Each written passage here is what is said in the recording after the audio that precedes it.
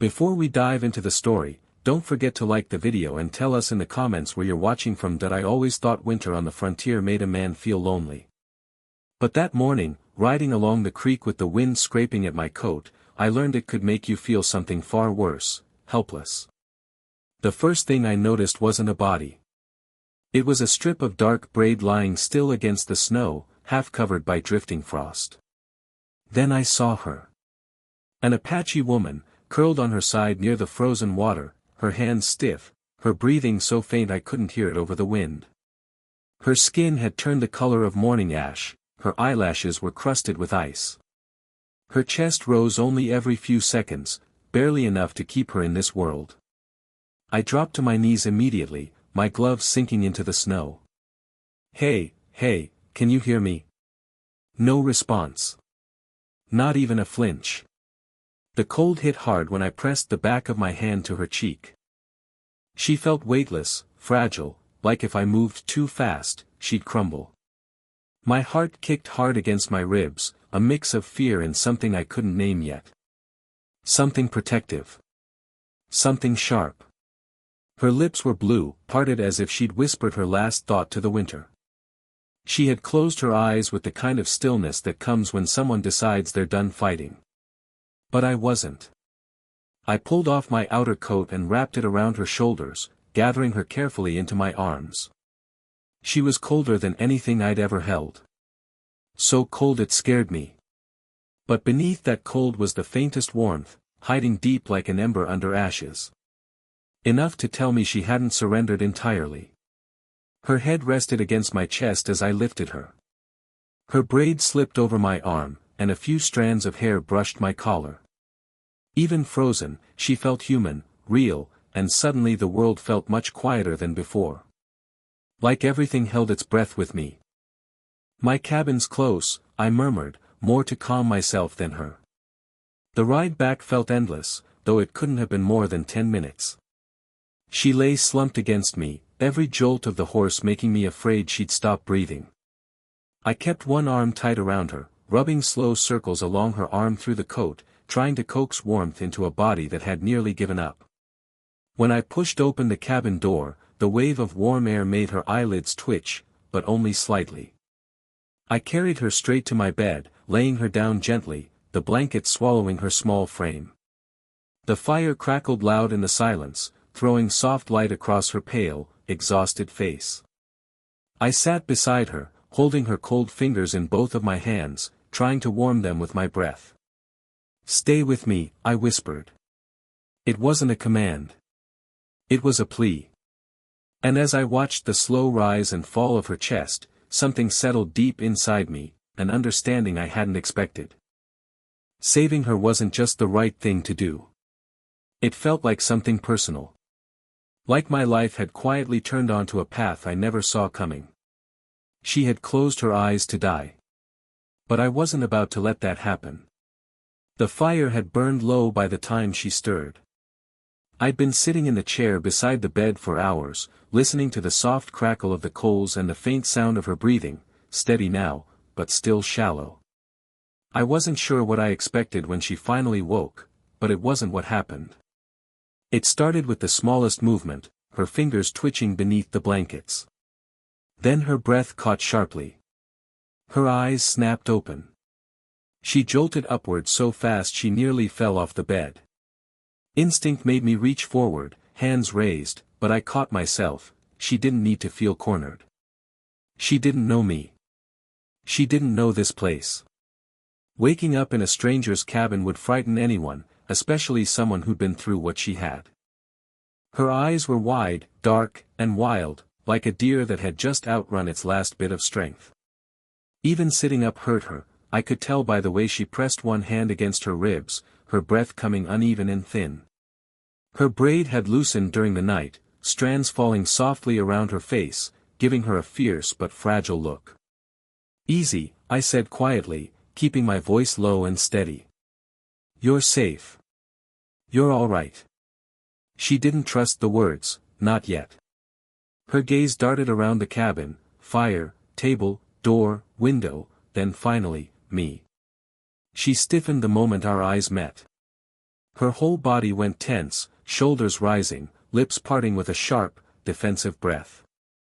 I slowly took one step back from the bed, hands still visible and open. "I won't hurt you," I repeated. The cabin felt smaller suddenly, every sound louder, the pop of a log collapsing in the fire, the wind brushing the shutters, her rapid breaths. She swallowed hard, her throat working visibly. What happened?" she asked, her voice hoarse, like it hadn't been used in days. "You collapsed by the creek," I said gently. "I brought you here. You were freezing. I did what I could." She blinked, her eyes narrowing slightly, trying to recall something through the haze. For a moment, a flash of fear crossed her features, not fear of me, but fear of whatever had driven her out into the cold in the first place. Her fingers clutched the blanket, knuckles pale. She wasn't trembling, but I could feel her caution from across the room like a tight wire pulled between us. "I touched only what I had to," I added softly. "Blankets. Water. Nothing more." That made her pause. A tiny breath escaped her lips, half relief, half exhaustion. She looked at my face again, slower this time. Not searching for danger, but for truth. Her shoulders finally lowered, only a little, but enough to shift the room's entire energy. She let out a faint, shaky whisper, "You saved me." I shook my head. "I just found you in time." For the first time, her eyes softened, just barely. She wasn't ready to trust me, but she wasn't fighting me anymore. That was something. She sank back into the pillows, still watching me with cautious eyes. Not afraid now, just unsure. And as I stoked the fire to bring more warmth into the room, I felt the smallest change in the air between us. A fragile thread of understanding. A beginning neither of us asked for, but one neither of us could ignore. The next few days settled into a rhythm, quiet, careful, and almost unreal. She didn't speak much. And I didn't push her to. But silence has a way of revealing things words sometimes can't. I'd rise early to warm the fire before the cold crept too deep into the cabin. She would wake to the smell of broth simmering or the crackle of new logs catching flame. She always sat up slowly, her movements stiff but improving bit by bit. The blanket would fall slightly from her shoulders, and she'd quickly pull it back up, her instinct still sharp, her caution still alive. Yet every morning, she met my eyes for a little longer than the day before. Not trust, not yet. But recognition. A tiny acknowledgement that we were sharing the same world now. Small gestures that changed everything. When I handed her a bowl of warm broth, she accepted it with both hands, trying to hide how weak she still felt. Sometimes her fingers brushed mine by accident, quick, light touches that neither of us commented on. But I felt each one. Her hands were rough in places, calloused from a life outdoors, yet there was a quiet steadiness in the way she held the bowl. Even wounded, even alone in a stranger's home, she carried herself with a certain dignity, like someone who had endured more than she would ever admit. She ate slowly, savoring the warmth. I pretended not to watch her too closely, but I noticed everything, the way her lashes lowered when steam rose to her face, the way she held her breath for a split second before tasting the broth, the faint exhale of relief when the warmth reached her. She needed safety more than anything. So I made sure she felt it. Firelit evenings and unspoken thoughts. By late afternoon, she'd sit near the fire while I repaired tools or cleaned my rifle. The glow washed over her features, softening the lines of fatigue and revealing a hint of the strength beneath. Her hair, once frozen with snow, now dried into long, dark waves that caught the light. Sometimes I'd glance up and find her watching me, not intensely, not suspiciously, but quietly. Curiously. Those moments never lasted long. She always looked away quickly, as if she hadn't meant to let me see her interest. But I had.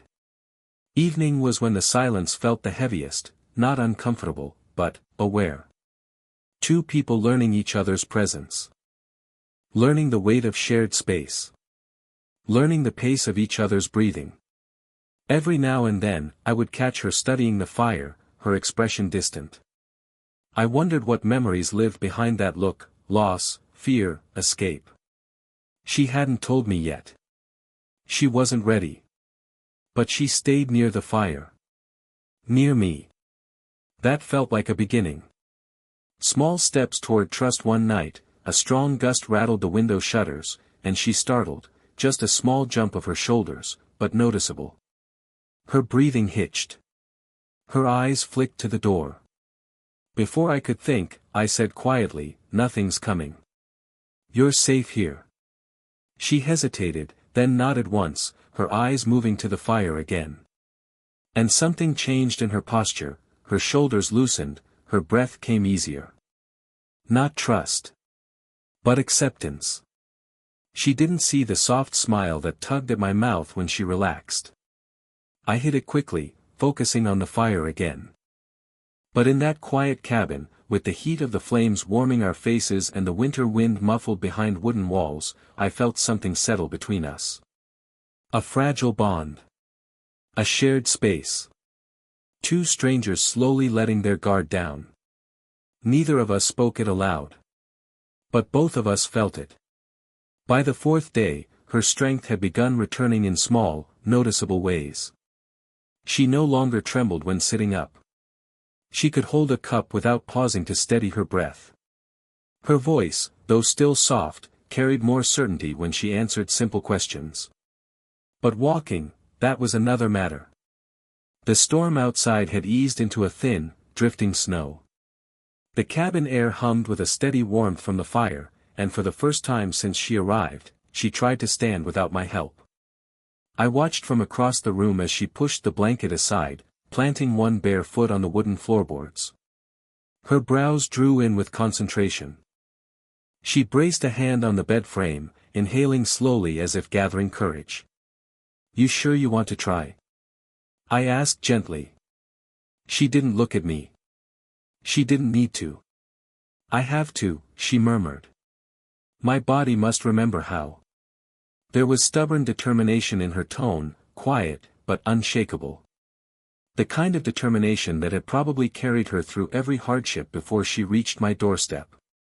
She rose halfway before her knees buckled. She let out a sound, short, sharp, more frustration than pain. Before she could fall, instinct moved me. I crossed the space in 2 strides, catching her around the waist just as her legs gave out. One of her hands clutched my sleeve, gripping it with the last bit of strength she had. The other braced against my chest, her palm warm through my shirt. For a moment, everything stopped. Her breath hitched, her forehead nearly brushing my chin. I could feel the shallow rise and fall of her breathing against me, quickened with surprise and unsteady effort. A few strands of her dark hair had fallen over her face, another rested against my collarbone. I didn't tighten my hold, but I didn't pull away either. She didn't either. "I've got you," I said softly, not wanting to break the fragile calm in the air. Her fingers curled slightly in the fabric near my shoulder, and her eyes lifted to meet mine. Up close like that, the firelight reflected in her gaze, warm, flickering gold against deep brown. And for the first time, her eyes weren't guarded. They were open. Searching. There was nothing romantic spoken between us, but something unspoken moved, like a thread gently pulled taut. Her voice came out low, almost breathless. "I didn't mean to fall. I know." My hand steadied her back, careful, respectful. "You're still healing. That's all." She held my gaze for a long second, long enough that the cabin felt too small, the fire too warm, the moment too close. Then, slowly, she eased away, though her hand lingered on my arm a heartbeat longer before slipping back to her side. "Thank you," she said quietly. Not out of fear. Not out of obligation. But out of genuine, vulnerable gratitude. I stepped back to give her room, even though part of me still felt the warmth where her body had leaned into mine. She tried standing again, this time with my hand lightly hovering behind her, not touching, just ready. When she successfully steadied herself on her own, she exhaled softly, and the smallest smile touched her lips. Faint, gentle, but real. It was the first smile I'd seen from her. And somehow, it felt like she had just given me a gift without realizing it. Outside, the snow continued to fall in quiet sheets, but inside the cabin, something else had shifted. A closeness. A trust. A beginning marked by the first shared touch neither of us had expected. That night felt different from the others, quiet in a deeper way, almost heavy with things neither of us had said yet. A storm had rolled in again, not violent but steady enough that the wind hummed against the cabin walls like a distant drum. The fire cast a warm glow across the room, making the wooden beams creak softly as the heat expanded them. She sat closer to the flames than usual, her knees drawn up slightly, her hands resting loosely on her lap. Her hair, still damp from the melted snow she'd brushed out earlier, fell over her shoulders in long, uneven waves. The firelight softened her expression, but there was a distant look in her eyes, as if she were listening to memories instead of the crackling wood. I could tell she had something weighing on her. And for the first time, I felt like she might actually let me in. I set aside the leather strap I'd been mending and sat on the floor beside the opposite end of the hearth, close enough to share warmth, but not close enough to intrude. She didn't glance at me, but I saw her shoulders lower, just slightly, as if my presence steadied her. "It wasn't the cold that chased me out there," she said softly. Her voice surprised me, not the words, but the way she said them. Controlled, but trembling underneath. I didn't move, didn't speak, didn't shift even a bit. I just listened. She traced a small pattern on her knee with her fingertip, her movements slow, thoughtful. "There was someone I trusted," she continued, "someone I believed would protect me." A pause. A breath held. He betrayed me. And when others followed his lies, I had nowhere to stand anymore. Nowhere to be. I watched her carefully, not to analyze her words, but to understand the pain behind them. Her jaw tightened, though her eyes glimmered with something raw. She wasn't crying, not even close. She was fighting the heaviness the way strong people often do, quietly. She took another breath.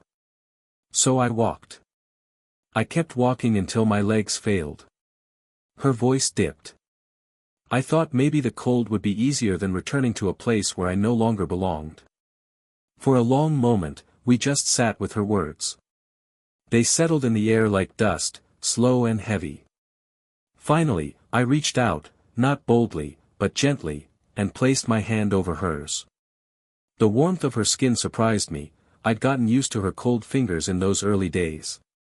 This warmth felt like proof she was coming back to life. She didn't withdraw. Instead, after a few seconds, she slid her hand slightly until our fingers aligned. Then she intertwined them with mine. A small gesture. But powerful. "I'm sorry," I said quietly. "No one deserves that." She looked at our hands instead of my face, her thumb brushing the side of my knuckle. Not absent-minded, intentional. A sign she wasn't just accepting comfort, she was offering a piece of herself in return. "And you?" she asked, surprising me again. "What do you carry that makes your eyes look so tired some nights?" The question reached deeper than I expected. I told her about the long, lonely rides across the open plains. The quiet meals. The feeling of being surrounded by land but having no one to share it with. I kept my voice steady, but I let honesty guide each word. Her expression softened, not pity, but understanding, the kind that forms only between two people who recognize loneliness in each other. By the time the fire burned lower, our hands were still joined. Her shoulder rested near mine, closer than any night before.